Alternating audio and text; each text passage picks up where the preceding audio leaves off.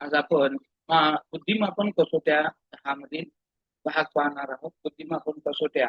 आता सगळ्यात पहिलं झालं की बुद्धी मध्ये किती घटक आहेत, कोणकोणते घटक आहेत, त्याच्यावरती मानसशास्त्रामध्ये संशोधन सुरू होतं आणि मोठ्या प्रमाणामध्ये वाद सुद्धा चालू होता.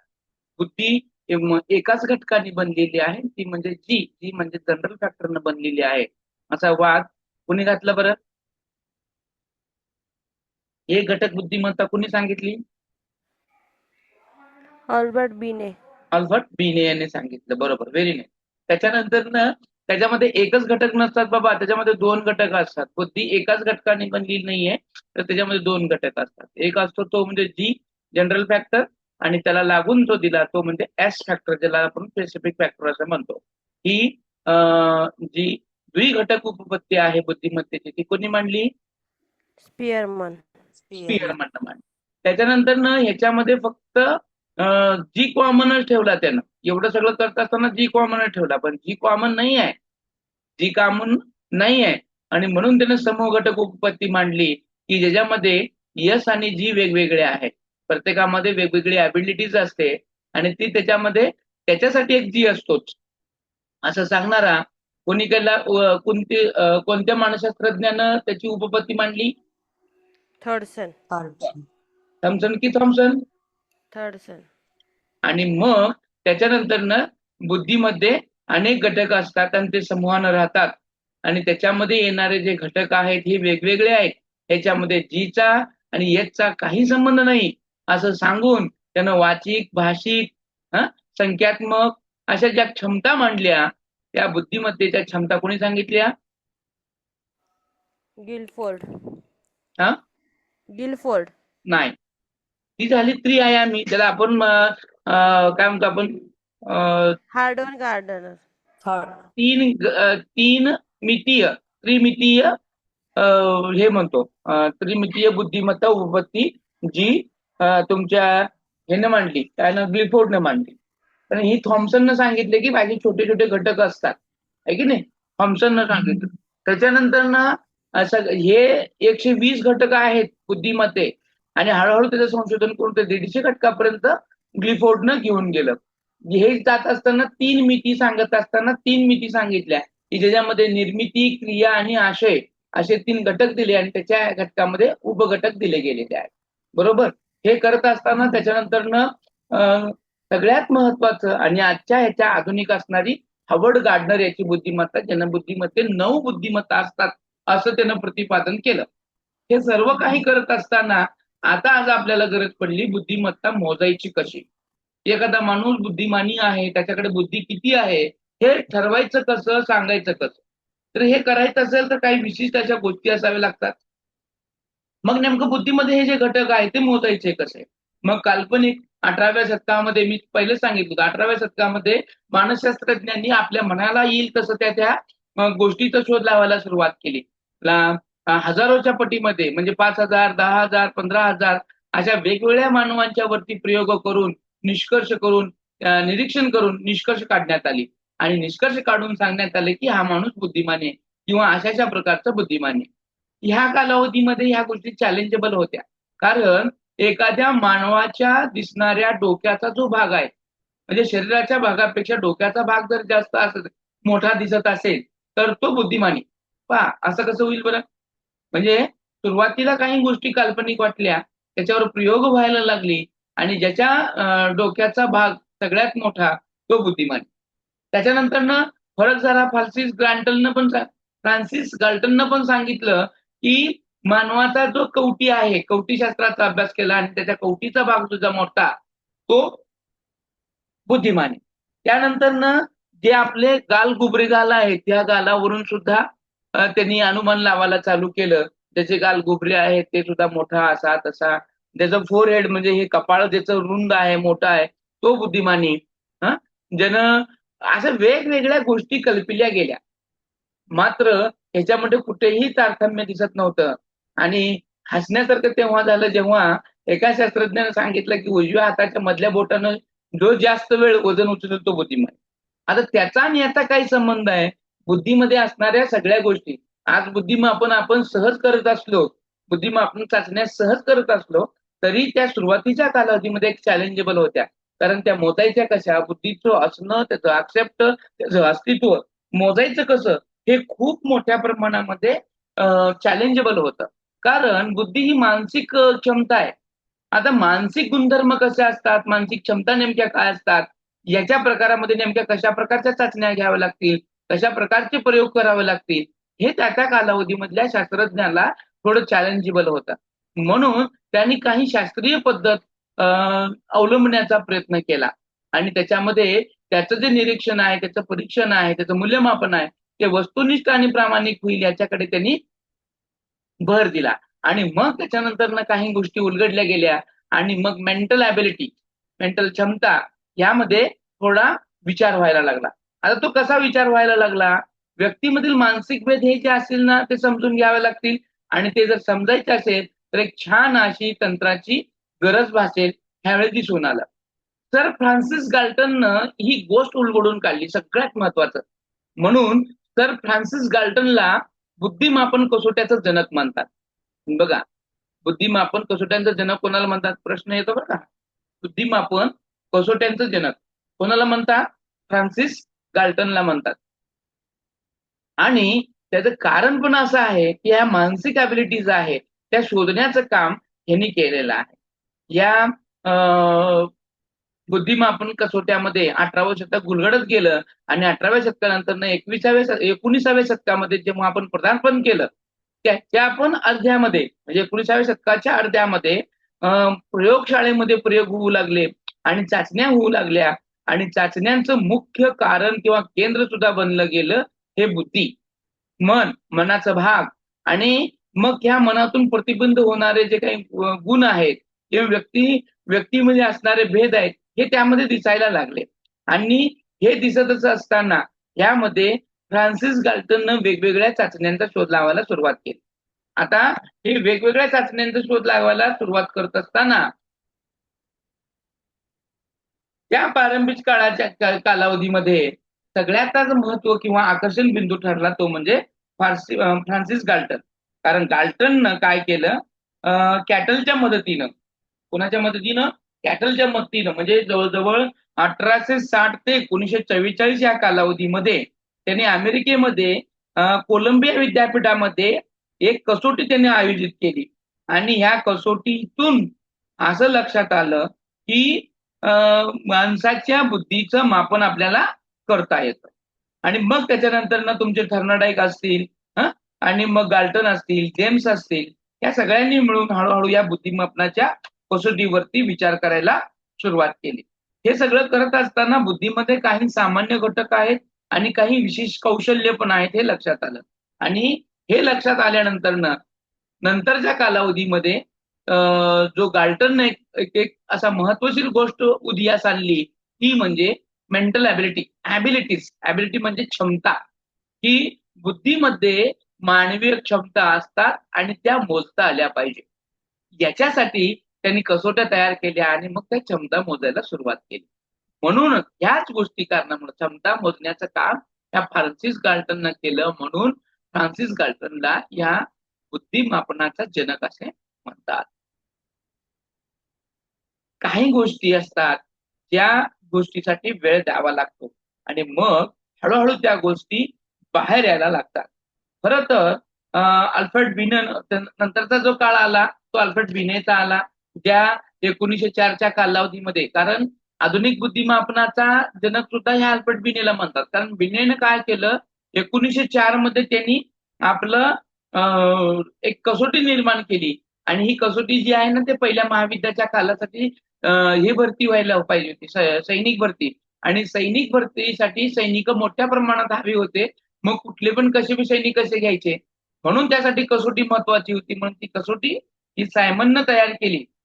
अल्फ्रेड बिने आणि सायमन या दोघांनी मिळून तयार केली आणि त्याचं श्रेय जातं अल्फ्रेड बिनेला. आणि म्हणून आधुनिक बुद्धिमापनाचा जनक जो आहे तो अल्फ्रेड बिनेला मानलं जातं. आणि हा जो केली होती जी चाचणी आहे ना 1904 मध्ये, ती फ्रान्समध्ये केलेली होती. आणि याच्यानंतर हळूहळू वेगवेगळ्या प्रकारच्या कसोट्या तयार व्हायला लागल्या मग या कसोट्यांचे प्रकार असतात, कसोट्यांचा जो काही भाग असतो तो कुठे येतो आणि कसा येतो तो पाहूयात आपण. आता याच्यामध्ये काय झालं, अल्फ्रेड बीनेनं एक वेगळ्या प्रकारे जी आपली चाचणी तयार केली, त्या चाचणीमधून एखाद्या बालकाचं, एखाद्या माणसाच्या बुद्धीचं मापन करता येईल, अचूक असं वेध घेता येईल हे त्यानं बघितलं. याच्यानंतर ना अल्फ्रेड बिने आणि थिओडोर सायमन या दोघांनी 1905 ला फ्रान्सच्या सरकारनं बिनेट यांना अशा विद्यार्थ्यांची ओळख पटवण्यासाठी कसोटी तयार करण्यास सांगितलं ज्यांना विशेष शिक्षणाची गरज आहे, ज्याला आपण व्यंग बालक म्हणतो, किंवा ज्याला आपण आता हल्ली आपण त्याला काय म्हणतो, पीडब्ल्यूडी, काही नाही, त्याला एक विशेष नाव आहे. आपण आता अपंग म्हणत नाही, त्यांना दिव्यांग म्हणतो, ठीक नाही, दिव्यांग. अशा दिव्यांग बालकांच्या शोध घेण्यासाठी अल्फ्रेड बिने आणि सायमन या दोघांनी 1905 साली एक चाचणी तयार केली आणि त्या चाचणीचं नावच होतं बिनेट सायमन इंटेलिजन्स स्केल.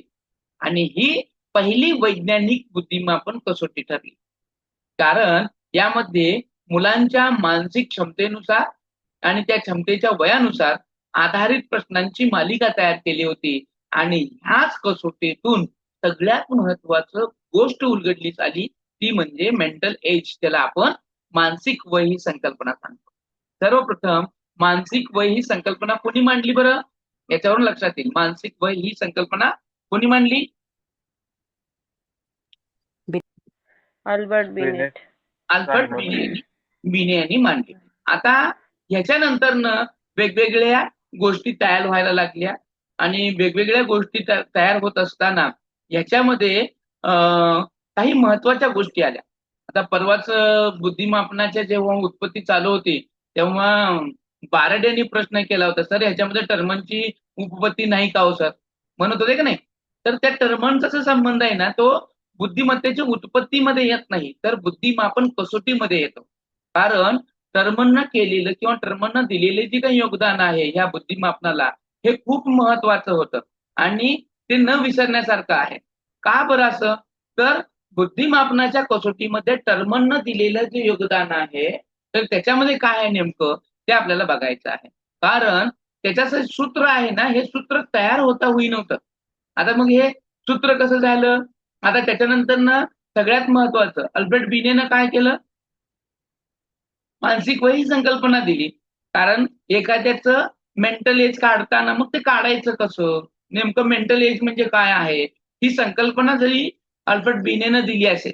आता मेंटल एज ही संकल्पना तुम्हाला मी थोडं स्पष्ट करून सांगतो, कारण तुमच्यामध्ये पण ती कन्सेप्ट लक्षात आली पाहिजे. ओके, आता क्रोनॉलॉजिकल एज आणि मेंटल एज हे दोन कन्सेप्ट आहेत, या कळल्या पाहिजे आपल्याला. ज्याला मराठीमध्ये मेंटल एजला मानसिक वय असे म्हणतात आणि क्रोनॉलॉजिकल एज म्हणजे शारीरिक वय असे म्हणतात, बरोबर. आता शरीरानं आपण कसे वाढलो किंवा किती वर्षाचे झालो हे सांगणं कसं सोपं आहे, की आपण जन्म तारखेवरून सांगतो की बाबा याचा जन्म एवढ्या एवढ्या तारखेला झाला आणि आज तो एवढ्या एवढ्या वर्षाचा आहे, हे आपण जन्म तारखेवरून सांगतो. मग मेंटल एज कसं सांगायचं, की याचं या माणसाच्या मेंदूचं वय किती आहे, त्याच्या क्षमता किती वर्षाच्या आहेत. तर पहा, आता समजा एक 10 वर्षाचा मुलगा आहे. किती वर्षाचा आहे? 10 वर्षाचा मुलगा आहे. आणि 10 वर्षाचा मुलगा म्हणजे कितवीला असेल हो तुमच्या हिशोबानं? 10 वर्षाचा मुलगा कितवीला असेल? 5वीला. चौथीचा असला पाहिजे. 6 अधिक 4, 6 अधिक 4, 10 वर्षातच कंपल्सरीला पहिलीला ऍडमिशन मिळतं आणि त्याच्यामध्ये नंतर ते वरचे टाका, ऑटोमॅटिक 6+4 म्हणजे चौथीला आहे, बरोबर.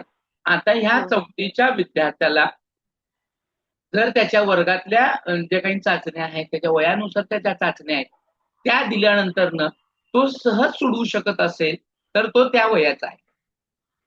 तो त्या वयाचा असताना सुद्धा म्हणजे चौथीचा असताना सुद्धा, 10 वर्षाचा असताना सुद्धा 10 वर्षाच्या विद्यार्थी जो चाचणी सहज सोडवू शकतो, ती चाचणी तो सहज सोडवू शकत नसेल तर त्याचं मेंटल वय ते नसतं. मग कितवीचे सोडवू शकतो? तिसरीची व्यवस्थित सोडवू शकतो का? तर तिसरीची व्यवस्थित सोडवू शकत नाही, तर तो दुसरीची व्यवस्थित सोडवू शकतो का? आणि ते पाहिल्यानंतर लक्षात येते की तो दुसरीची व्यवस्थित सोडवू शकतो. आता 10 वर्षाचा मुलगा आहे आणि तो दुसरीची किंवा दुसऱ्या वर्षात असणाऱ्या मुलाची चाचणी सोडवू शकतो, दुसरा वर्ग म्हणजे किती वय झालं त्याचं? 7 वय वर्ग झालं, बरोबर. म्हणजे 10 वर्षाचा तो आहे, परंतु तो 7 वर्षाच्या मुलाची चाचणी सोडवतो. याचा अर्थ त्याचं मेंटल एज किती झालं? 7 झालं. किती झालं? 7 वर्ष. 7 वर्ष झालं, बरोबर. आता मेंटल एज कळलं का तुम्हाला? मेंटल एज नेमकं कळलं का की कसं काढायचं? आणि समजा हा 10 वर्षाचा मुलगा आहे आणि 10 वर्षाचा मुलगा असताना सुद्धा तो 5वीची सहज 10 वर्ष म्हणजे 4थीला आणि 11 वर्ष म्हणजे 5वीला 5वीच्या वर्गातल्या विद्यार्थ्याची चाचणी तो सहज सोडवू शकत असेल तर त्याचं मेंटल एज किती असेल बरं? 11 वर्ष. Very nice, very very. आता असेच प्रश्न येतात. मानसिक वय दिलं जातं, शारीरिक वय दिलं जातं, मग त्याचं बुद्ध्यांक काढायला लावतात किंवा हे सगळं देऊन तुम्हाला त्याचं मेंटल एज किंवा शारीरिक वय काढायला लावतात. मग अशा वेळी सूत्र मग हे पहा, हे सगळं झालं खरं. मग शारीरिक वय आणि मेंटल वय ही संकल्पना जी ह्याने दिली म्हणजे IQ is equal to mental age upon chronological age, एवढीच व्याख्या आहे. एवढीच व्याख्या स्टर्नने दिली. कोणी दिली? स्टर्न. म्हणजे अल्फ्रेड बिनेलं नुसतं मेंटल एज ही लावलं, परंतु त्याच्यानंतर पुढचं काम करायचं काम स्टर्न केलं आणि स्टर्न सांगितलं IQ is equal to mental age upon chronological age, म्हणजे मानसिक वय भागिले शारीरिक वय.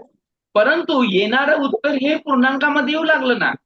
येणारं उत्तर हे अपूर्णांकामध्ये येऊ लागलं आणि अपूर्णांकामध्ये यायला लागल्या कारणामुळे त्याच्यावरती आपल्याला बुद्धी नेमकी किती हे काढता येईना.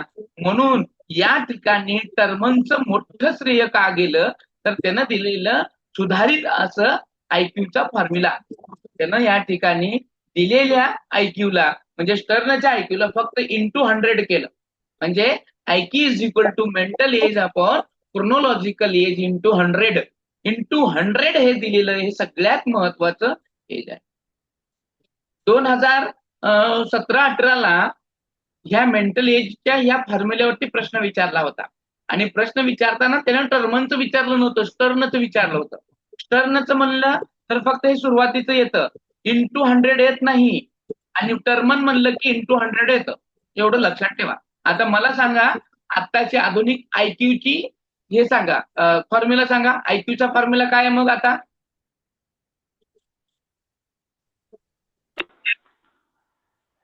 कोणाचं सर टर्म? नाही आता मी सांगितलं, नाव कोणाचं घेतलं नाही. IQचा फॉर्म्युला सांगा म्हणलंय. कुणाचं सांगा हे नाही. बघू म्हणजे तुमचं लक्ष कसं येतं आणि तुम्ही तुमच्या बुद्धीचा कक्षा सुद्धा कशा रुंदारीत करता. IQ is equal to mental age upon chronological age. आत्ताची सध्याची जी आहे ना याच्या सध्याच्या मेंटल एज मध्ये फॉर्म्युला इंटू मध्ये येतो. लक्षात घ्या. म्हणजे टर्मनचा जो आहे तो आपण ऍक्सेप्ट केलेला आहे. म्हणजे सर्वसाधारणपणे नाव न देता जरी फॉर्म्युला जरी विचारला तर तो टर्मनचा सांगायचा. कोणाचा सांगायचा? टर्मनचा. कारण इंटू 100 हे फिक्स केलं आणि त्याच्यानंतर त्याच्यामध्ये कुणीही बदल केलेला नाही. आलं का लक्षात मी काय म्हणतोय ते? आणि जरी बदल केला असेल तर तो आपल्या परीक्षेच्या दृष्टीनं तिकडल्या पुढच्या ह्याचा येत नाही. आता आपल्याला फक्त IQ is equal to mental age upon chronological age into 100 हा आपल्याला फॉर्म्युला फिक्स करायचा आहे. समजलं? समजतंय का? डोक्यावरून चाललंय पा? हो सर समजलं. ओके. म्हणजे आता सगळ्यात मोठी देण ह्या मानसशास्त्राच्या ह्या कसोट्यामध्ये सगळ्यात जास्त दिली कुणी? कसोट्यामध्ये पहिलं बिनेटनं काय केलं? मानसिक क्षमता, मानसिक वय ही संकल्पना मांडली. मानसिक वय नंतरनं क्रोनॉलॉजिकल वय म्हणजे मानसिक वय भागिले क्रोनॉलॉजिकल वय म्हणजे बुद्ध्यांक काढण्यासाठी स्टर्नने एक फॉर्म्युला दिला. IQ is equal to mental age upon chronological age. परंतु येणारं उत्तर अपूर्णांकामध्ये याला करण्यामुळं टर्मननं त्याच्यामध्ये संशोधन करून गणितीय संज्ञा वापरून त्यानं काय केलं? Mental age upon chronological age into 100 दिलं. म्हणून टर्मनचं सुद्धा या ह्याच्यामध्ये सगळ्यात महत्वाचं गोष्ट आहे. मग हा फॉर्म्युला नेमका कोणाचा आहे हे लक्षात ठेवणं पण साधं काम आहे का? नाही. साधं काम आहे का? नाही. साधं काम नाही याचा अर्थ टळमळाचं काम नाही. साधं काम नाही याचा अर्थ टळमळाचं काम नाही. मग कुणाचं काम आहे? टर्मनचं काम आहे. टळमळ आणि टर्मन. टळमळ माहित आहे का तुम्हाला? आपण काय रे टळमळा म्हणतो बघा. आपण बोलताना सुद्धा असं टळमळा म्हणजे काय? साधं सुद्धा आहे की नाही? हम्म. आणि हे साध्या सुद्धा लोकांचं काम नाही म्हणून टळमळाचं काम नाही. मग कोणाचं काम आहे? टर्मनचं काम आहे. टळमळ आणि टर्मन यांचं जर आपण असोसिएशन केलं तर आपल्याला ते लक्षात राहायला सोपं पडेल. म्हणजे बुद्धिमापन कसोटीचा जो फॉर्म्युला आहे, हे टर्मनचा जो आहे तो टर्मळ्यांचा लक्षात ठेवणं काम नाही आहे, टर्मळ्याचं काम नाही आहे, तर टर्मनचं आहे. म्हणून असं एक असोसिएशन तयार करून आपण त्याला लक्षात ठेवू शकतो. आता ह्या ज्या संकल्पना आहेत, आता बघा इथे एक उदाहरण पण दिलेलं आहे. बुद्धीचं प्रमाण मोजण्यासाठी IQ मानसिक वय भागिले शारीरिक वय गुणुले 100 ही संज्ञा आपली वापरली. जर एखाद्या 10 वर्षाच्या मुलाचे मानसिक वय 12 असेल तर त्याचा IQ काढायला सांगितलं बघा. आता मी या ठिकाणी एक उदाहरण देऊ का? एक उदाहरण देतो बघा, जमतं का? लगेच येतं का? बघा, जर एखाद्या 14 वर्षाच्या मुलाचं मानसिक वय 12 असेल तर त्याचा IQ काढून दाखवा बघू. आहे तसं या 10च्या ठिकाणी मी 14 ठेवलं आणि दिलेल्या आताच्या सूत्रानुसार वय काढून दाखवा. बघू कोण काढतंय. मानसिक वय किती म्हणलं? मानसिक वय 12च आहे. शारीरिक वय त्याचं 14 आहे. 140 का सर? बरोबर आहे. कोण? 140. 140. हे पहा, त्याचं शारीरिक वय जे आहे ना, एखाद्या मुलाचं 14 वर्षाचा मूल आहे म्हणजे काय झालं? त्याचं शारीरिक वय 14 झालं. मानसिक वय किती सांगितले मी? 12 सांगितलंय. मग ते 140 कसं होईल बरं? जास्त कसं होईल? तो जास्त वयाचा आणि कमी वयाच्या मुलाची सोडवा लागलाय.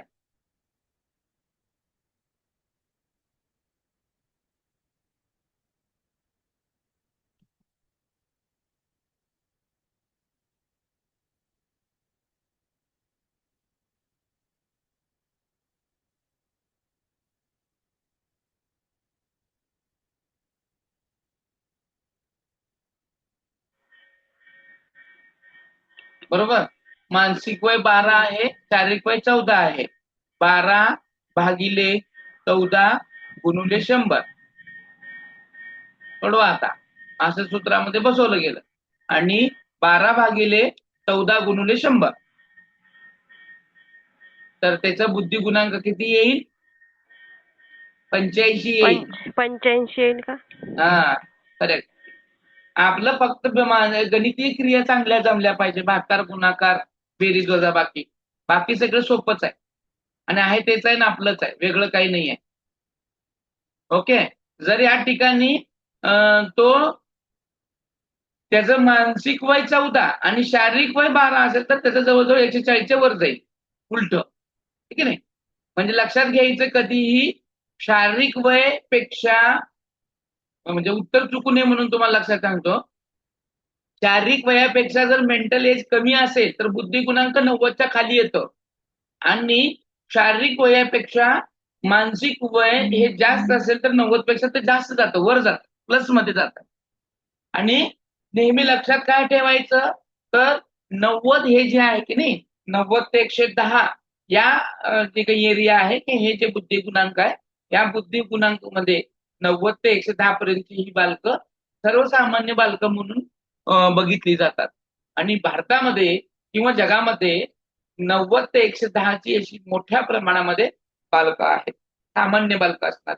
मग प्रतिभाशाली बालकं कोणाला म्हणायचं, मतिमंद जडबुद्धीची बालकं कोणाला म्हणायचं, आणि कसं ओळखायचं, याच्यासाठी सुद्धा चार्ट त्या ठिकाणी आले गेले. आणि चार्ट म्हणजे काय? बुद्धी वितरणाचा तक्ता. म्हणजे समजा आता तुम्ही शोध लावला की सर या मुलाचं वय ह्या मुलाचं जे बुद्धी गुणांक आहे तो 120 आहे. मग मग 120 बुद्धिगुणांक असलेल्या बालकाला काय म्हणायचं? त्याची बुद्धी कशा प्रकारची आहे? मग याच्यावर पण शोध व्हायला सुरुवात, याच्यावर सुद्धा शोध व्हायला सुरुवात झाली. एखाद्याकडे असणारी बुद्धिमत्ता ती किती प्रमाणात आहे आणि जर ती असेल तर त्याला नेमकं काय म्हणायचं आणि कसं म्हणायचं. म्हणून बुद्धी वितरणाचा तक्ता सुद्धा त्यांनी सांगून दिला. आता हे जे बुद्धी वितरणाचे तक्ते आहेत हे मॅरिल आणि वेशलर यांनी केलेले आहेत. आता हे मॅरिल आणि वेशलर मध्ये जास्त असा फरक नाही आहे, एकाच बुद्धिगुणांकाच्या ह्याच्यामध्ये फरक आहे. आता आपल्याला सर्वसाधारणपणे जो काही तक्ता आहे वितरणाचा ज्या सर्वांच्या ठिकाणी वापरला जातो तो पाहूयात. आणि हा बुद्धिमापन वितरणाचा जो तक्ता आहे हा नेहमी खालून वर असतो. म्हणजे कमी बुद्धिमत्ता खाली असते आणि मग हळूहळू वरती बुद्धिमत्ता वाढत जाते. आता या ठिकाणी वाकून पाहूया. एखाद्याकडे जर 20 बुद्ध्यांकापेक्षा कमी बुद्धी असेल तर त्याला निर्बुद्ध असे म्हणतात. निर्बुद्ध म्हणजे बुद्धी नसलेला. बुद्धी नसलेला माणूस काहीच करू शकत नाही, तो पूर्णपणे दुसऱ्यावर अवलंबून असतो. त्याला उठताही येत नाही, बसताही येत नाही. लक्षात घ्या, हे साधं काम नाही आहे. निर्बुद्ध असणं हे साधं काम नाहीये, कारण शरीराला कंट्रोल करण्याचं काम बुद्धी करते. काय करायला पाहिजे, काय नाही करायला पाहिजे हे सुद्धा दिसून येतं. आणि अशाच या अपंगत्व बालकांच्या संदर्भामध्ये एक महत्वाची तासिका आपण पुढच्या ह्याच्यामध्ये घेणार आहे. कारण बुद्धीचं वितरण कमी जास्त झालं की नेमकं शरीरावर काय परिणाम होतो, मग कसल्या प्रकारचे जड बुद्धीचे, बुद्धी नसलेले ही बालकं कशी जन्माला येतात आणि मग त्यांची बुद्धी कशी दिसते, ही बालकं लगेच पाहता क्षणी आपल्याला लगेच लक्षात येतात का हो? ज्याच्याकडे बुद्धी कमी आहे किंवा तो निर्बुद्ध आहे किंवा तो कमी बुद्धिमत्तेचा आहे, हे आपल्याला एखाद्या व्यक्तीकडे पाहिल्यानंतर न कळतं का बरं? हो की नाही? हो सर. कसं? जरा शरीराची ठेवण वगैरे तसंच असते सर. हं? जरा वेगळे असते शरीराची ठेवण. हा हा हा. बरोबर. कशी? बरोबर आहे, तुम्ही उत्तराच्या बरोबर एकदम दिशेने जातात. कसं बरं? का ते डान्स करते का सारखं? अपंगत्व असेल तर हा हा.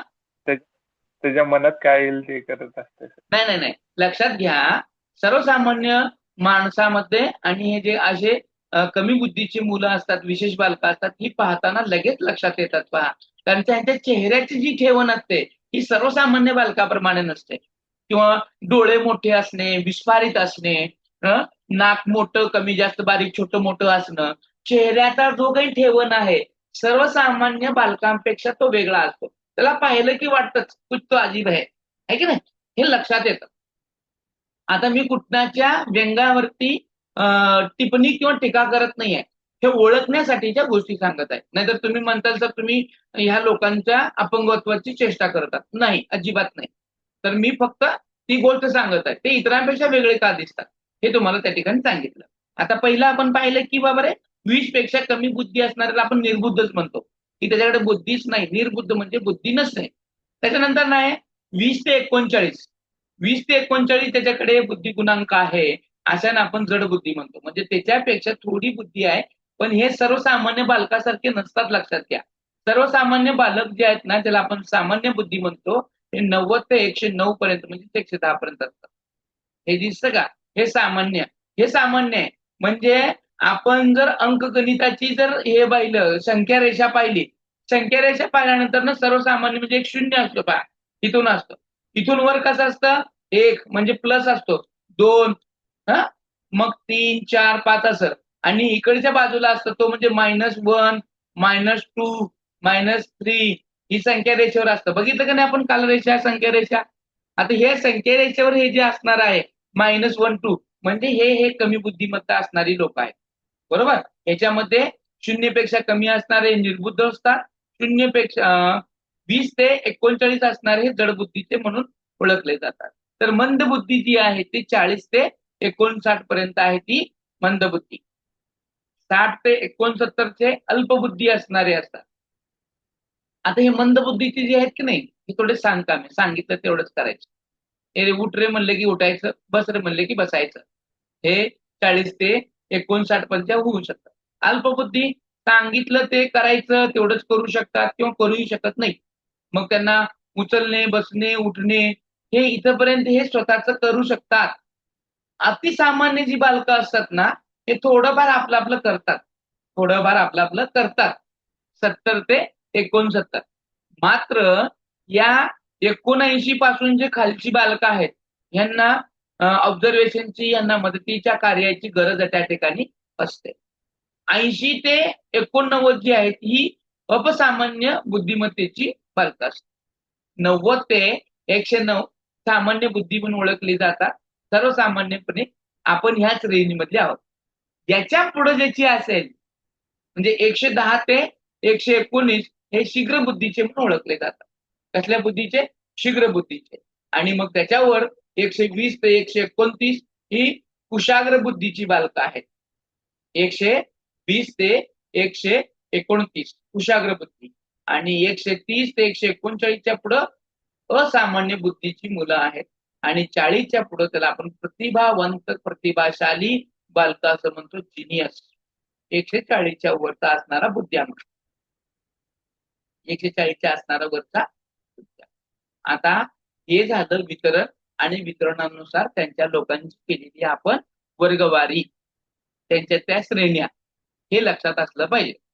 प्रतिभाशाली बालक कोणाला म्हणायचं, अपसामान्य बालक कोणाला म्हणायचं, निर्बंध बालक कोणाला म्हणायचं.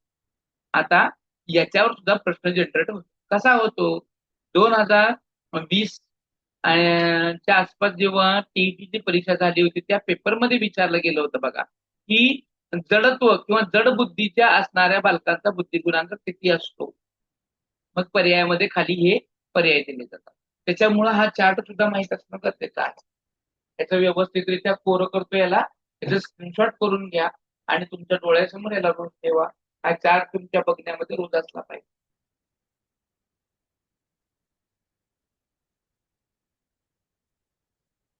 आता हे सगळं करायला झालं. आता ह्या बुद्धिमापनाच्या कसोट्यांचं वर्गीकरण करायचं ठरलं. आता बुद्धिमापन कसोट्याचं वर्गीकरण करत असताना एकच मिनिट, मी वर्गीकरण दाखवतो. आता हे आहे बुद्धिमत्ता मापन कसोट्यांचं प्रकार आहे. याचं पण स्क्रीनशॉट करून घ्या. आता हे बुद्धिमापन कसोट्यांचे प्रकार आहेत. काय आहेत? मुख्यतः बुद्धिमापन कसोट्यांचे मुख्य 2 प्रकार आहेत. एक आहे शाब्दिक आणि दुसरा आहे अशाब्दिक. बुद्धिमापन कसोट्यांचे मुख्य 2 प्रकार आहेत. पहिला आहे शाब्दिक, दुसरा आहे अशाब्दिक. आता शाब्दिक म्हणजे काय? शाब्दिक मध्ये पण परत 2 भाग पडले. एक आहे मौखिक आणि दुसरा आहे लेखी. शाब्दिक म्हणजे काय? की जे शब्दांनी बोललं जातं, शब्दांचा ज्या ठिकाणी वापर होतो तो. मग शब्द बोलूनही होतात म्हणून मौखिक परीक्षा घेतली जाते आणि शब्द लिहून सुद्धा दिले जातात, मग ते लेखी होऊ शकते. आता तुमच्या समोर या ठिकाणी बुद्धिमापन कसोट्यांचे प्रकार हे तुमच्या डिस्प्लेला दिसत आहे, तुम्ही वाचलं. हे कशा प्रकारचं झालं? शाब्दिक आहे पण लेखी आहे. बरोबर आहे की नाही?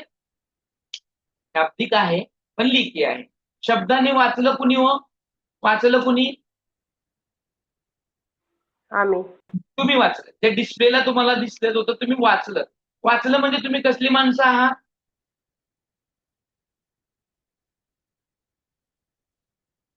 तुम्ही ह्या डिस्प्लेला जिथे दिसत आहे ते वाचलं ना तुम्ही? वाचलं.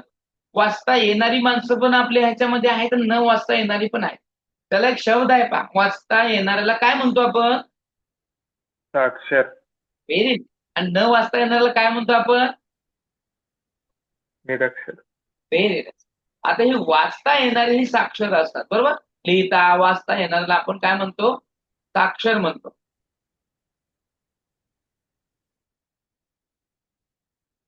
काय म्हणतो आपण त्याला? साक्षर. म्हणजे हा जो भाग येतो शाब्दिकचा, हा साक्षरांसाठीचा भाग आहे, की ह्याला बाबा लिहिता वाचता बोलता येतं, म्हणून तो साक्षरांसाठी 2 प्रकारच्या चाचण्या घेता येतात. एक आहे मौखिक आणि दुसरी आहे लेखी. आज आपण सुद्धा आपल्या सिलेबस मध्ये देतो पहा. आपला 100 मार्काचा जरी पेपर असला तर त्याच्यातले लेखीला 70 मार्क असतात आणि मौखिकला 30 मार्क असतात. असतात की नाही? असतात की नाही? अरे हो नाही तर म्हणा. हो सर हो नाही तर म्हणा, काहीतरी म्हणा. आता मौखिक ही जी पेपर आहे तो सगळ्याचा समूहानं आपण घेतो का? मौखिक पेपर जो आहे तो सगळ्याचा समूहानं आपण घेतो का? नाही सर. नाही एकट्या सर. एकट्याचा घेतो की नाही? त्याला आपण इंटरव्ह्यू हो हो म्हणतो. हो. मौखिक म्हणजेच आपण इंटरव्ह्यू म्हणतो. इंटरव्ह्यू एका एकाचा घेतला जातो. एकदम सगळ्याला बसून घेतो का आपण? नाही. नाही. नाही. म्हणजे साक्षर कसोट्यांचे प्रकारामध्ये जे कसोट्या आहेत त्या शाब्दिक आहेत आणि शाब्दिक कसोट्या सहसा त्या साक्षर विद्यार्थ्यांसाठी आहे आणि त्याच्यामध्ये साक्षरमध्ये 2 प्रकार पडतात. एक मौखिक आणि दुसरा आहे तो लेखी. या मौखिक मध्ये सुद्धा प्रकार येतो तो म्हणजे एक आहे वैयक्तिक चाचणी आहे. मौखिक चाचण्या ह्या शक्यतो वैयक्तिक असतात, त्या सामूहिक नसतात. मग लेखी परीक्षा ज्या असतात त्या लेखी परीक्षा वैयक्तिक आणि सामूहिक पद्धतीने सुद्धा घेता येतात. वैयक्तिक म्हणजे एकट्यांचीच आणि सामूहिक म्हणजे या ठिकाणी जास्त विद्यार्थी असतात एकापेक्षा. मग ते 40ही असतील, 400ही असतील आणि 4000ही असतील. आता बघा आपला टीईटीचा पेपर घेतला जातो हा सामूहिक पद्धतीने घेतला जातो. का एकट्या एकट्याच घेतात का? एकाच वेळी तो सामूहिक पद्धतीने घेतला जातो. पेपर आहे तो पेपर पेन्सिलचा वापर होतो, कागदाचा वापर होऊन अशा परीक्षा या ठिकाणी घेतल्या जातात. बरोबर?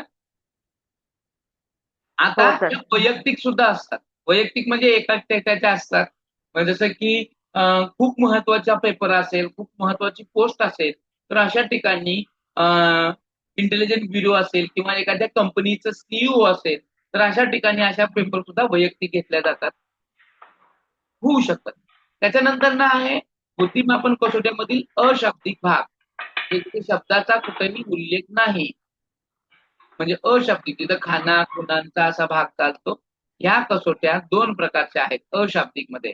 एक येते पेपर पेन्सिल कसोटी आणि दुसरी आहे कृती कसोटी ज्याला आपण ज्याच्यामध्ये ॲक्शन वगैरे असते. म्हणजे काही पझल दिली जाते ते सोडवायचं आहे.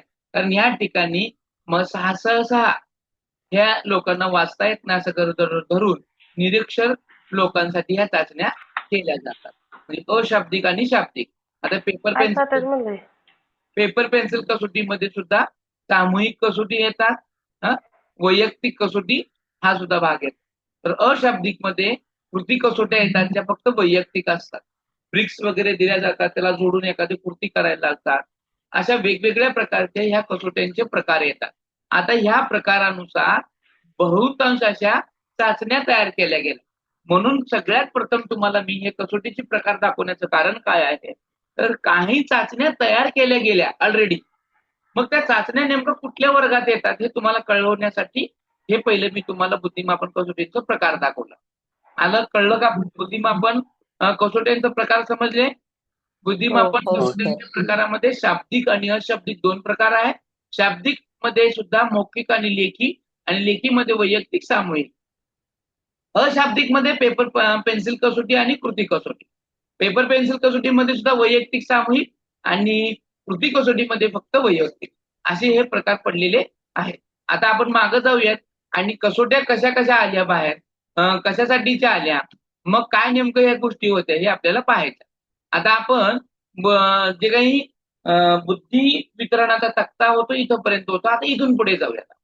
आता बुद्धिमापन कसोट्या पाहूयात. ग्रुप इंटेलिजन्स टेस्ट ही बुद्धिमापनाच्या कसोट्या वयोगटानुसार गटागटानुसार बाहेर आल्या आणि हे पहिले जे काम केलं गेलं तो अमेरिकेमध्ये सैन्य भरती चालू होती. त्यावेळेस सैनिकांची बुद्धी त्यांची योग्यता ती तपासायची होती. कारण पहिल्या महायुद्धाच्या काळामध्ये सैन्य भरती करण्यासाठी इच्छुक तर भरपूर होते. मग ते चांगले योग्य लोक कशी ओळखायची? समजा एखादा सैनिक शत्रूच्या ताब्यात जरी सापडला तर त्यांना आपली माहिती सर्व देणार नाही कशावरून. त्याच्यासाठी मग त्यांना थोडं बुद्धिमानी आणि चांगल्या क्षमता असणारी माणसं हवी होती. म्हणून त्यांनी ह्या कालावधीमध्ये सैनिक भरती करण्यासाठी एक अशी इंटेलिजन्स तयार करायचं ठरवलं. म्हणून अशा कसोट्यामुळेच ग्रुप इंटेलिजन्स टेस्टचा पाया रचला गेला आणि त्या कालावधीमध्ये 1904 ला हे आपले जे अल्फ्रेड बिने होते ह्यांनी ती पहिली चाचणी सुद्धा काढली. आपण मग पाहिलं आपण, बरोबर की नाही?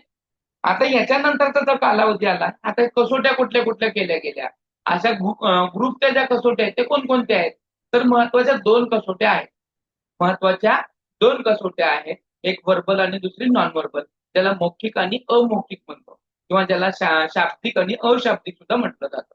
मौखिक अमौखिक म्हणण्यापेक्षा शाब्दिक अशाब्दिक पण म्हणता आपल्याला येतात. इथं शाब्दिक आणि अशाब्दिक. आता जी आर्मी अल्फा नावाची चाचणी होती, म्हणजे या कालावधीमध्ये सैनिक भरती करण्यासाठी जे लोक आले होते त्याच्यामध्ये काही साक्षर होते आणि काही निरक्षर होते. काही जणांना लिहिता वाचता येत होतं आणि काही जणांना लिहिता वाचता येत नव्हतं. मग अशांसाठी काय आहे, तर ह्या कालावधीमध्ये 2 प्रकारच्या कसोट्या तयार केल्या गेल्या. एक आहे आर्मी अल्फा टेस्ट. काय नाव होतं? Army alpha. अल्फा ही जी चाचणी होती ही होती साक्षर लोकांसाठी. ही कोणासाठी होती? साक्षर लोकांसाठी होती. आणि ही जी साक्षर लोकांसाठी चाचणी होती ती ज्याला लिहिता वाचता येत आहे अशा लोकांसाठी ती मौखिक होती. त्याचं नाव आहे आर्मी अल्फा. प्रश्न येऊ शकतो, आर्मी अल्फा ही चाचणी कोणासाठी आहे? साक्षरांसाठी, निरक्षरांसाठी? कोणासाठी आहे आर्मी अल्फा? साक्षरांसाठी. साक्षरांसाठी. कन्सेप्ट क्लिअर होते का? खूप गुंतागुंत होत आहे का?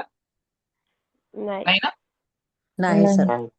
एकदम स्पष्ट आणि क्लिअरली डोक्यामध्ये जात आहे ना आपल्या? हो. हो सर. छान. कारण मॉर्निंगचा वेळ आहे, स्पष्ट डोक्यात जाणं चांगली गोष्ट असते. आणि सांगताना गुंतागुंत माझ्याकडे फक्त होऊ नये म्हणून तुम्हाला वारंवार विचारत आहे. आता दुसरा प्रकार बनवला ह्या सैन्य भरती करताना, तो म्हणजे होता आर्मी बीटा.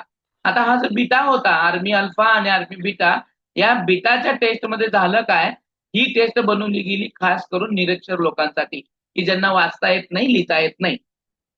मग त्याला अमौखिक म्हणजेच अशाब्दिक चाचणी असे सुद्धा म्हणतात, नॉन व्हर्बल चाचणी. आता ही जी काही आहे व्हर्बल आणि नॉन व्हर्बल, ही सैनिक भरतीसाठी होती, पहिलं लक्षात ठेवा. आणि ही झाली सामूहिक.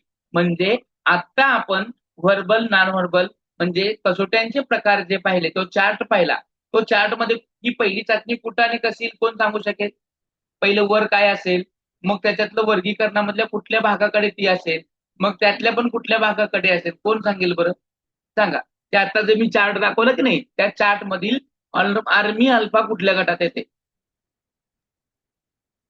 शाब्दिक मध्ये येते.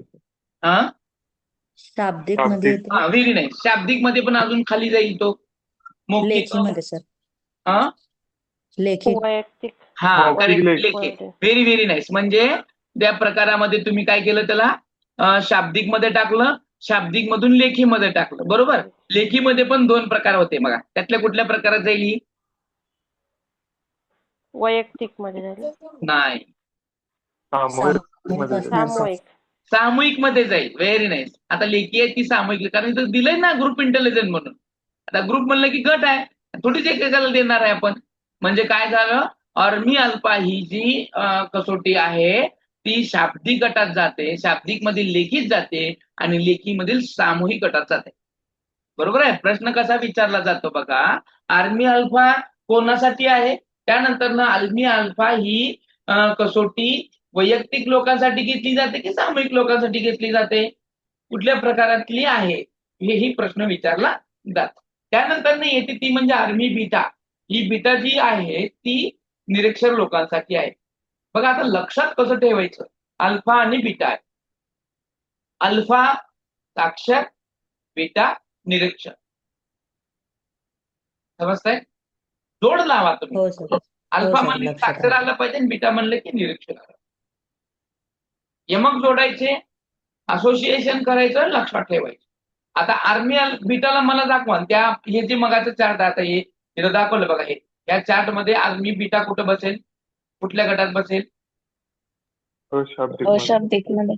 अशाब्दिक मध्ये. अशाब्दिक व्हेरी मध्ये. नाईस. ओके, पुढं अशाब्दिक कृती. मध्ये कृती मध्ये कृती येणार सर. कसोटीमध्ये कुठं जाईल? हो, पेपर पेन्सिल सामूहिक मध्ये येणार. जाईल. पेपर पेन्सिल मध्ये जाते. पेपर पेन्सिल मध्ये. अशाब्दिक मध्ये इथं येईल पेपर पेन्सिल आणि कृती आहे, तर त्यातल्या पेपर पेन्सिल मध्येही जाते. ओके. मग खाना खुना करून आता वाचताच येत नाही तर तुम्ही म्हणाल तर पेपर पेन्सिल कसं आहे, तर पेपर पेन्सिल कसोट्या ह्या वेगळ्या प्रकारच्या होत्या. असं काही नाही की तिथं टिक वगैरे करायचं आहे. जे त्याला दिसतं, दिसून तो त्या चित्रांमध्ये काही गोष्टी शिकत होता आणि तो पुढे जात होता. अशा ही जी आर्मी बीटा आहे, आर्मी निरीक्षणासाठी, इंग्रजी न येणाऱ्यांसाठी, लिहिता न वाचता येणाऱ्या लोकांसाठी अमौखिक स्वरूपाची होती. अमौखिक स्वरूपाची ही चाचणी होती, जी मोठ्या गटांसाठी म्हणजे ग्रुप सामूहिक एकाच वेळीच अनेक लोकांची घेता येत होती. अशा प्रकारच्या ह्या 2 चाचण्या गटातल्या पाहिल्या. आता पुढची आहे ती म्हणजे बघा आधुनिक काळातल्या कसोट्या म्हणजे जे 1939 नंतरच्या त्या डेव्हिड वेशलरनं केलेली आता आहे बघा. डेव्हिड वेसलरच्या काळामधली त्याने काय केलं 1939 मध्ये WAIS नावाची एक टेस्ट तयार केली. वेसलर अडल्ट इंटेलिजन्स स्केल तयार केली. त्यांनी मग नंतर तीच मुलांसाठी सुद्धा तयार केली आणि त्यानं काय केलं की बुद्धी ही एक संद नसून विविध घटकांचा एकत्रित परिणाम आहे असं सांगितलं. म्हणजे बुद्धीमध्ये एकच घटक नाहीये बाबा. मग मग त्याच्यामध्ये सुद्धा वेगवेगळे घटक आहेत. फक्त ती एकच घटकावर अवलंबून नाहीये. म्हणून ही जी कसोटी आहे वेस्टरची आज सुद्धा जगभर मान्य आहे, ती प्रसिद्ध आहे. या कसोट्यांचं मानक म्हणजे स्टँडर्डाइज सुद्धा आहे की वेस्लरची कसोटी एक स्टँडर्डाइज्ड कसोटी म्हणून पाहिले जातं. म्हणजे पहा ती मध्ये एकच घटक नाही. म्हणजे बुद्धिमत्तेच्या चाचणीचं तुम्ही जर आता स्कॉलरशिपच्या परीक्षा आहेत बघा आपल्याकडे आहेत का नाही. कितवीला आहे स्कॉलरशिपची परीक्षा कोण सांगू शकेल? 5वी आणि 7वी 5वी आणि 7वी. बा अजून म्हणजे तुम्हाला थोडं माहित आहे, जास्त माहित नाही. अजून पुढं 4थीला आहे. 4थीला आहे. अजून ऍक्च्युली पूर्वीपासून जी होती ना 4थी आणि 7वीलाच होती. 8वीला होती नाही सर, 4थी आणि 7वीला. पूर्वी आहे की नाही आपल्या कालावधीमध्ये. नंतर त्याच्यात बंद करून 4थी आणि 7वी बंद केलं आणि 5वी आणि 8वीला चालू केलं. बरोबर. आणि गेल्या वर्षीपासून एक नियम काढला गेला की आम्ही 5वी आणि 8वीची बंद करत आहोत आणि आता 4थी आणि 7वीला चालू करत आहोत.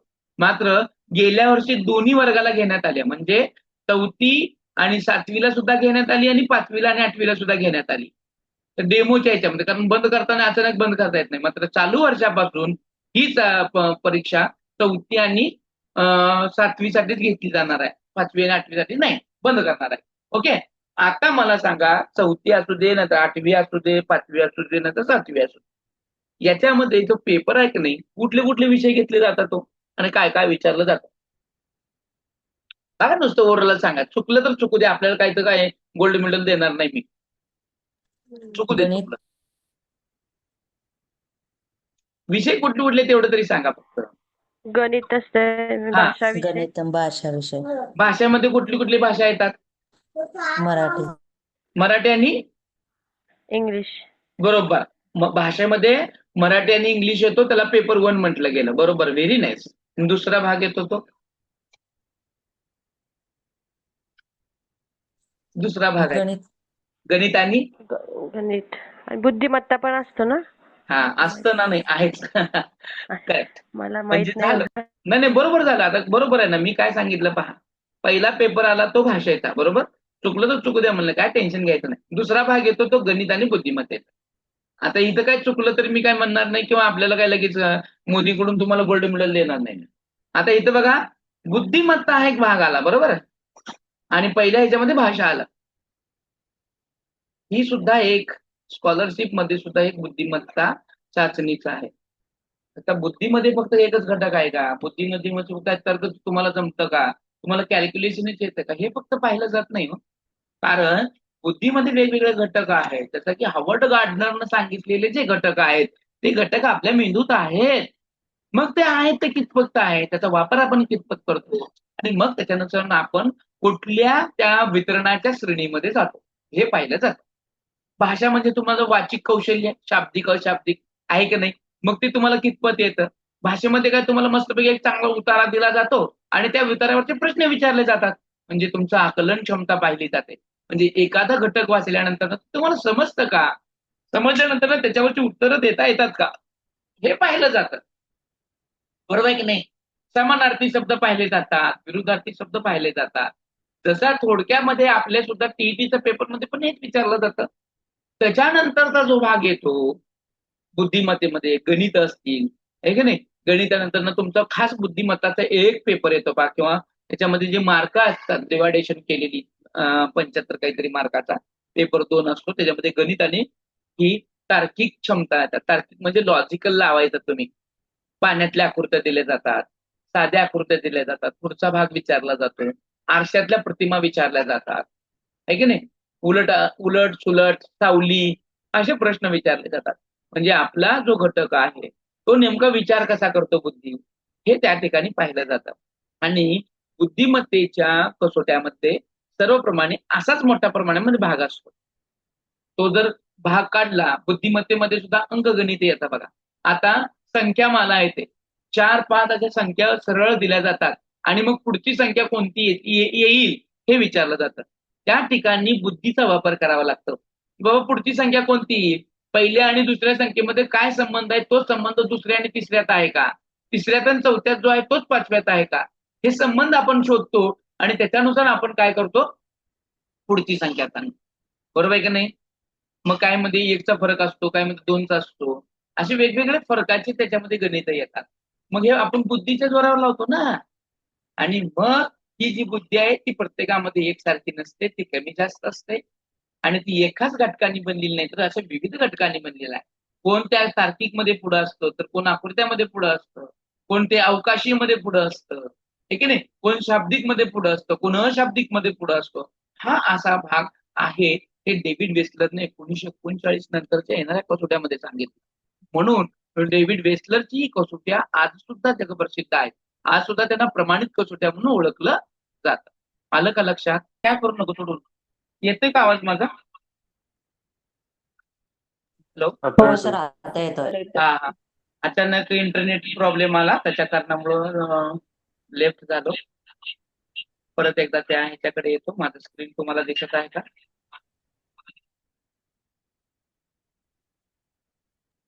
दिसतंय का screen? हो सर, हो दिसतंय सर. सर.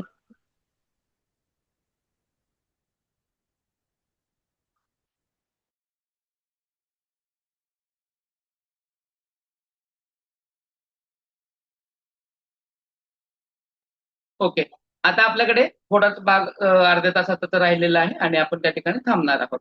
आता हा वेस्लरचा भाग झाल्यानंतर ना, त्याच्यानंतर महत्वाची जी काही चाचण्या येतात किंवा कसोटी येतात ते म्हणजे अमौखिक बुद्धिमापन कसोटी 1938 ची जी रेवनची आहे. जॉन रेवन यांनी काय केलं, प्रोग्रेसिव्ह मॅट्रिक्स तयार केल्या आणि ह्याच्यामध्ये हो सर, येते. म्हणजे आता मी जे बोलतो ते तुम्हाला कळलं का. कळलं का. एक मधून मी लॉगआउट झालो होतो आणि एकामध्ये इको होतोच तर झालो. आवाज. इको होते काही. हो दोन सर, इको. डिवाइस हो सर, हा, आता एक दिवस केला तर, कारण अचानक एक दिवस बंद पडत असल्या कारणामुळे दोन्ही दिवस मी ऑन ठेवले होतो. आता पहा, ही जी रेवनची कसोटी आहे या आकृत्यामधील ह्या कसोटीमध्ये आकृत्यातले तर्कसंगत होते, त्याच्यातले पॅटर्न ओळखायचे होते. म्हणजे पुढची आकृती ओळखा. आणि पुढची आकृती ओळखत असताना त्याच्यामध्ये सुद्धा त्यांनी सांस्कृतिक आणि भाषिक प्रभावापासून मुक्त असलेल्या जागतिक स्तरावर ही प्रसिद्ध केली गेली. आणि याच्यामध्ये कुठल्याही संस्कृतीला किंवा भाषेला त्याचा प्रभाव होऊ नये. म्हणजे कन्नड भाषिकवाल्यांना ती येतच नाही, की लोकल प्रादेशिक भाषावाल्यांना ती समजत नाही, असं काहीही नव्हतं. तर नुसतं आकृत्या, पॅटर्न्स असं वेगवेगळ्या गोष्टी होत्या. त्यामुळं ती सगळ्याच वयोगटातल्या सगळ्याच निरक्षर लोकांना किंवा भाषिक अडचणी येणाऱ्या सगळ्याच लोकांना ती सोडवता येत होती. म्हणून रेवनची कसोटी सुद्धा कल्चर फेअर टेस्ट म्हणून ओळखली जात होती. आता ह्या सगळ्या ज्या कसोट्या आहेत, ह्या कसोट्यामधले प्रत्येकामध्ये काही ना काही वेगळंपण आहे. काही ना काही त्यांचं आपलं स्वतःचं अस्तित्व त्यांनी निर्माण केलेलं आहे. मग आता पण या पाहिल्या आपण जागतिक स्तरावरच्या कसोट्या पाहिल्या. आता या संदर्भात सुद्धा भारतीय संदर्भात सुद्धा बुद्धिमापन कसोट्या निर्माण झाल्या, की ज्याच्यामध्ये भारतीय लोकांचं त्याच्यामध्ये एक महत्वाचं सहभाग आहे, त्याचं नोंद आहे, भाग आहे. भारतामधल्या सुद्धा अनेक मानसशास्त्रज्ञांनी कसोट्या तयार केल्या स्वतःच्या. आणि काही लोकांनी ज्या जागतिक लेवलच्या कसोट्या होत्या त्यांचं भाषांतर केलेलं आहे. मग कुणी कानडी भाषेत भाषांतर केलं, कोणी हिंदीत केलेलं आहे, कोणी मराठीत केलेलं आहे, कोणी प्रादेशिक भाषेत केलेलं आहे. अशा सुद्धा कसोट्या आहेत बघा. सुरुवातीची काही सायमन आणि तुमच्या त्या ह्याची कसोटी होती, दिनेची, ही कसोटी सुद्धा कन्नडामध्ये सुद्धा भाषित केली गेलेली आहे. अशा सुद्धा वेगवेगळ्या कसोट्या आहेत त्या भाषांतरित केल्या गेलेल्या आहेत. पण आता ह्या ज्या कसोट्या आहेत या प्रत्यक्ष भारतीयांनी आपल्या बनवलेल्या कसोट्या आहेत. मग त्या कोणत्या आहेत आता आपण पाहूयात. पहिली आहे ती म्हणजे राजकुमार शर्मा यांची, जी भारतीय सांस्कृतिक संदर्भामध्ये कसोटी आहे. दुसरी आहे S.N. मुखर्जी यांची आणि B.K. पासी यांची, तसेच के.सी. पांडा यांची शैक्षणिक बुद्धिमापन चाचणी. आता तुम्ही पासींचं नाव ऐकलं असेल बघा भरपूर ठिकाणी, की B.K. पासींचं. बीएड मध्ये असताना वेगवेगळ्या कसोटी आहेत बघा यांच्यावरती. बीएड मधल्या जेव्हा आपण मानसिक चाचण्यांचा प्रयोग करतो प्रयोगशाळेमध्ये, त्यावेळी B.K. पासींची सुद्धा त्या ठिकाणी चाचणी तुम्हाला पाहायला मिळेल. त्यानंतर नाही C.H. पटेल यांची विद्यार्थ्यांसाठी जे हिंदी गुजराती भाषेतल्या कसोट्या आहेत त्यांच्या, C.H. पासी यांची, आपलं C.H. पटेल यांची. यानंतर ना आता ही कालरेष आहे, टाइमलाईन आहे, की आता कधी कधी काय काय झालेलं आहे. महत्वाचं म्हणजे 1884 फ्रान्सिस गाल्टन यांनी पहिली मानसशास्त्रीय मापनाची संकल्पना किंवा कल्पना मांडली. 1905 बिनेट आणि सायमनची पहिली बुद्धिमापन कसोटी आली. 1916 लुईस टर्मन यानं काय केलं, स्टॅनफोर्ड बिनेट टेस्ट IQ ही संकल्पना मांडली आणि ज्याच्यामध्ये त्यानं मानसिक वय भागिले शारीरिक वय गुणिले 100 हा फॉर्म्युला सुद्धा दिला. 1917 जस्क आणि त्यांच्या सहकार्यांनी आर्मी अल्फा आणि आर्मी बीटा ग्रुप टेस्ट तयार केली. 1938 रेवन यांनी प्रोग्रेसिव्ह मॅट्रिक्स नावाची कसोटी तयार केली आणि मग त्याच्यानंतर जो आहे 1939 डेव्हिड वेस्लर यानं WAIS ही चाचणी त्यांनी तयार केली गेलेली आहे. अशा ज्या काही चाचण्या आहेत. नंतर 1950 नंतर भारतीय मानसशास्त्रज्ञांनी सुद्धा भारतीय संदर्भातल्या वेगवेगळ्या कसोट्या तयार केल्या. असे ही टाइमलाईन तुमच्या समोर मी देण्याचं काम केलं आणि ही पूर्णपणे टाइमलाईन मी टप्प्याटप्प्याने समजावत पण आलो होतो. आता आपण हे सगळ्या कसोट्या पाहिलेल्या आहेत आणि फक्त टाइमलाईन दिली की कधी काय झालं आणि कसं झालं. त्यानंतर प्रसिद्ध बुद्धिमापन कसोट्या आहेत बघा, जी अल्फ्रेड बिनेट आणि सायमनची आहे. त्या कसोटीचं नाव बिनेट सायमन टेस्ट आहे. हे स्क्रीनशॉट करून घ्या. ही जी पहिली बुद्धिमापन कसोटी 1905 काढलेली. लेविस टर्मनची कसोटी, मग डेव्हिड वेस्लरनं केलेली, रेवननं केलेली, ओटिसची आहे, सेगुनची आहे आणि कोहची आहे. अशा ह्या कसोट्या आहेत. त्या कसोटीचं नाव ती कोणासाठी आहे त्याची वैशिष्ट्य या ठिकाणी दिलेली आहेत. ह्या ज्या फेमस आहेत. प्रश्न कसा येऊ शकतो, प्रोग्रेसिव्ह मॅट्रिक्स ही कोणाची किंवा कोणत्या मानसशास्त्रज्ञांनी तयार केलेली कसोटी आहे, किंवा प्रोग्रेसिव्ह मॅट्रिक्स ही जी टेस्ट आहे ही कोणासाठीची आहे, मुख्य काय की अमुख्य काय. अशा प्रकारचे प्रश्न येतात की किंवा वयोगट 13 ते 14 साठी बनवलेली चाचणी कोणी केली किंवा ही चाचणी कोणासाठीची आहे. अशा वेगळ्या प्रकारचे प्रश्न तुमच्या समोर येतात. मग या बुद्धिमापन कसोट्यांचं उद्दिष्ट काय आहे, कशासाठी बनवल्या गेल्या. या बुद्धिमापन कसोट्या ज्या आहेत त्या विद्यार्थ्यांच्या बुद्धीचं मापन करण्यासाठी केल्या गेलेल्या आहेत. विद्यार्थ्यांचं बुद्धी गुणांक नेमकं किती आहे, ते बौद्धिक आहेत की नाही, तुमच्या वर्गामध्ये जी मुलं आहेत ती कोणत्या बौद्धिक पातळीची आहेत हे तुम्हाला कळलं पाहिजे. आणि मग शिकवत असताना त्यांची पातळी कळली म्हणजे शिकवता येईल. सर्वच बुद्धिमान सर्वच जर विद्यार्थी तुमचे सामान्य बुद्धीचे असते तर तुम्हाला एकदम खाली खोलात जाऊन शिकवण्याची गरज पडत नाही, तर सर्वसामान्यपणे तुम्ही शिकवू शकता. म्हणून एखाद्या वर्गाचं बुद्धिगुणांक कळण्यासाठी त्यांना वेगवेगळ्या मेथडॉलॉजीचं वापर करून शिकवण्यासाठी यासाठी आपल्याला विद्यार्थ्यांची बौद्धिक पातळी माहीत असणं गरजेचं आहे. सर्वसामान्यपणे आपण वर्गामध्ये गेल्यानंतर प्रस्तावनेमध्ये म्हणा किंवा प्रस्तावनेच्या पूर्वी आपण काही प्रश्न विचारतो. प्रश्न विचारण्याचा उद्देशच तो असतो की विद्यार्थ्यांना मागील किती मत माहीत आहे, या गोष्टीवर त्यांना ज्ञान आहे का आणि त्यांची बौद्धिक पातळी नेमकी कशा प्रकारची आहे हे आपण चाचपणी करतो, वेगवेगळे प्रश्न वगैरे विचारू आणि त्याचा उद्देशच हा असतो की विद्यार्थ्यांची बौद्धिक पातळी आपल्याला कळते. आणि ह्या बुद्धिमापन कसोट्यांचा सुद्धा उद्देश तोच आहे की विद्यार्थ्यांच्या बौद्धिक पातळीचं मापन आपल्याला करायचं आहे, त्यांच्या क्षमता समजून घ्यायची. शैक्षणिक कार्यक्षमतेमध्ये अंदाज घेणं, विद्यार्थ्यांचा परफॉर्मन्स कसा आहे, त्यांच्या ॲबिलिटीज कशा आहेत, त्यांच्या कॉम्पिटन्सी कशा आहेत, एज्युकेशनल कॉम्पिटन्सी कशा आहेत हे आपण पाहण्याचं काम अंदाज त्या ठिकाणी घेतो. प्रतिभावंत किंवा मंद बुद्धिमत्तेची विद्यार्थी आपल्याला ओळखता येतात. हुशार वर्गात किती आहेत, अति हुशार किती आहेत, मंद बुद्धीचे जडबुद्धीचे किती आहेत हे ओळखण्यासाठी, त्याचा अंदाज येण्यासाठी या बौद्धिक चाचण्या बौद्धिक कसोट्या घेतल्या जातात. त्याचबरोबर प्रतिभाशाली असू दे नंतर मतिमंद असू दे यांना किंवा सर्वसामान्य विद्यार्थी असू दे यांना आपल्याला गायडन्स आणि काउन्सिलिंग समुपदेशन मार्गदर्शन आणि समुपदेशन करण्यासाठी सुद्धा ह्या बुद्धिमापन कसोट्या आपल्याला कळतात. त्यांना मार्गदर्शन करावं लागणार आहे की समुपदेशन करावं लागणार आहे. मग काही विद्यार्थ्यांना त्यांचे करिअर निवडताना अडचणी येतात. मी हे झालोय सर मग आता काय करू, मला 99% मार्क आहेत, मी कुठल्या क्षेत्रामध्ये जाऊ, कुठल्या स्ट्रीम मध्ये जाऊ, माझं करिअर कुठे नेमकं करू, माझ्या करिअरसाठी काय महत्वाचं आहे, अशा अनेक समस्यामध्ये ही मुलं ग्रासलेली असतात. अशा मुलांना वेगवेगळ्या प्रकारचे टेस्ट देऊन त्यांच्या कल म्हणजे आवड म्हणजे त्यांचा इंटरेस्ट कोणत्या क्षेत्रामध्ये आहे हे पाहिला जातो आणि मग त्यांना त्यानुसार गायडन्स आणि काउन्सिलिंग केलं जातं. हे करण्यासाठी सुद्धा बौद्धिक कसोट्या खूप महत्वाच्या आहेत. संशोधन व वर्गीकरणासाठी डेटा उपलब्ध करून देणं आणि संशोधन करायचं असेल तर संशोधन केल्यानंतर त्याचं क्लासिफिकेशन करायचं असेल की संशोधन नुसतं करून जमत नाही तर त्याचं क्लासिफिकेशन पण करावं लागतं. वर्गीकरण की कोणत्या गटामध्ये काय आहे, अर्थनिर्वचन म्हणतो आपण त्याला. असं जर करायचं असेल तर त्याच्यासाठी डेटा महत्वाचा आहे आणि तो रिसोर्स तो आहे तो ह्या बुद्धिमापन कसोट्या बनतात आणि मग त्या बुद्धिमापन कसोट्यातून आलेला जो आकडा आहे, आकडेवारी आहे, तो एखाद्या रिसर्चसाठी खूप महत्वाचा ठरू शकतो.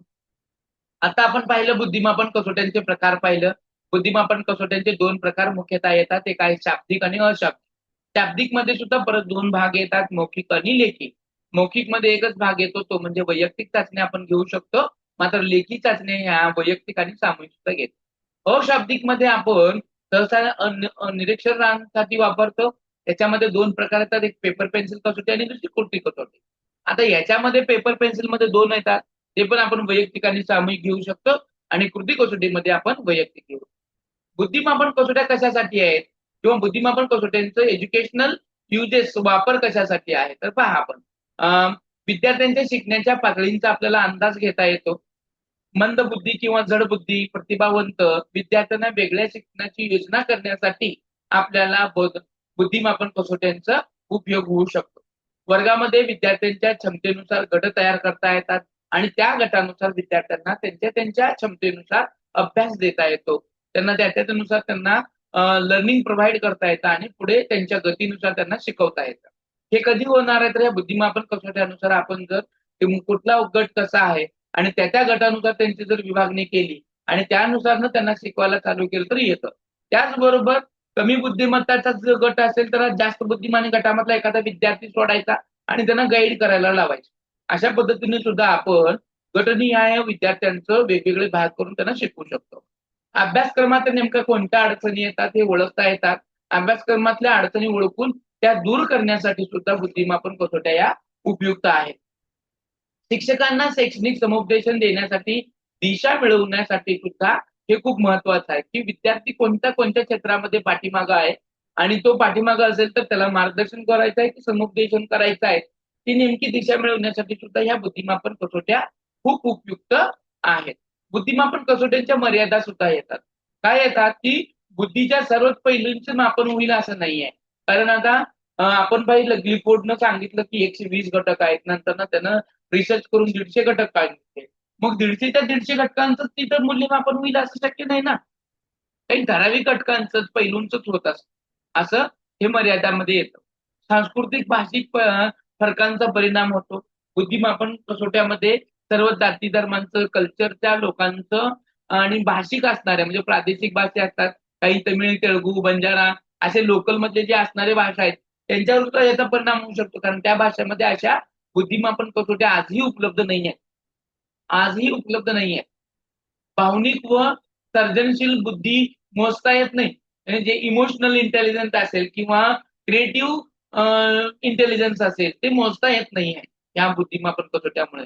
आणि एकदाच घेतलेल्या कसोटीतून काही निर्णय घेता येत नाही. कारण आज त्याची बुद्धिमत्ता असेल ते 8-15 दिवसांनी, महिन्यांनी, वर्षांनी त्याच्या बुद्धीमध्ये बदल होऊ शकतो आणि त्याच्यावरून जुन्यात घेतलेल्या बुद्धीच्या आकडेवारीवरून, गुणावरून आपण पुढे भविष्यात त्याच्यावरती निर्णय लावू शकत नाही. 10वी पर्यंत फेल असणारा मुलगा त्याच्या आयुष्यामध्ये यशस्वी होऊ शकतो. ग्रॅज्युएशन मध्ये चांगली मार्क घेऊ शकतो. एखादा 10वी पर्यंत ऍव्हरेज असणारा जो मुलगा आहे 10वी पर्यंत तो BA किंवा MA मध्ये चांगली मार्क घेऊ शकतो, आपल्या बुद्धिमत्तेचा लौकिक दाखवू शकतो. कारण बुद्धिमत्ता कोणत्या घटकावरती किंवा कोणत्या पडावावरती कधी टर्न घेईल हे सांगता येत नाही. आता या ठिकाणी पहा काही प्रश्न दिलेत पहा. बुद्धिमापन कसोट्यांचे जनक कोणाला मानलं जातं? सांगा उत्तर. Francis Galton. Francis Galton. बुद्धिमापन कसोट्यांचं जनक Alfred Binet. Alfred Binet. Albert Binet. Francis Galton. Francis गाल्टनला मानलं जातं, कारण त्याची मानसिक क्षमता या गोष्टी दिल्या होत्या. मी सुरुवातीला सांगितलं की म्हणजे याचा अर्थ मी लक्ष देऊन बनवलेलं नाही. आधुनिकचं सांगितलंय मी बिनेट, बरोबर आहे का? हो सर. पहिली बुद्धिमापन कसोटी कोणी तयार केली? गल्टन. हार्वर्ड गर्डन. पहिली बुद्धिमापन कसोटी बनली गेली ती 1904 ला बिनेट आणि सायमन येते. बिनेट सायमेट्रिक कसोटी कधी आली बघा? 1905. थांबा, म्हणजे तुम्हाला इथे उत्तर पण सांगतो. 1905 आहे. फ्रान्सिस गाल्टन, त्याच्यानंतर ना त्याला पुसाव पण लागतं. पुढचं आहे त्याच्यामध्ये कोण येतं? बिनेट सायमन येतं. ओके, हे उत्तर आहे, म्हणजे तुम्हाला ते कळावं म्हणून ते दाखवलं तुम्हाला. परत त्याला पेन्शन घालवावं. बिनेट सायमन कोणत्या वर्षी आलं? 1905 ला आलेली आहे. 1905. मानसिक वय संकल्पना कोणी मांडली? बिनेटने मांडली. IQ मानसिक वय भागिले कालानुक्रमिक वय गुणिले 100 ही संज्ञा कोणी मांडली? थर्मन. टर्मन. टर्मननं मांडली. आर्मी अल्फा कशासाठी आहे? वाचन लेखन येणाऱ्यांसाठी. म्हणजे साक्षरांसाठी आहे. बघा इथं कन्फ्युज करण्यासाठी दिलेलं आहे. इथं साक्षर म्हणलं असतं की तुम्ही लगेच टिक केलं असतं. म्हणून वाचन लेखन करता येणाऱ्यांसाठी आर्मी अल्फा, आणि आर्मी बीटा कोणासाठी आहे? निरक्षरांसाठी आहे. ठीक आहे, कळलं? अशा प्रकारे बुद्धिमत्ता आणि बुद्धिमत्तेच्या उत्पत्ती आणि त्याचा कसोट्या, म्हणजे बुद्धीचा सगळा जो भाग आहे तो या ठिकाणी संपलेला आहे.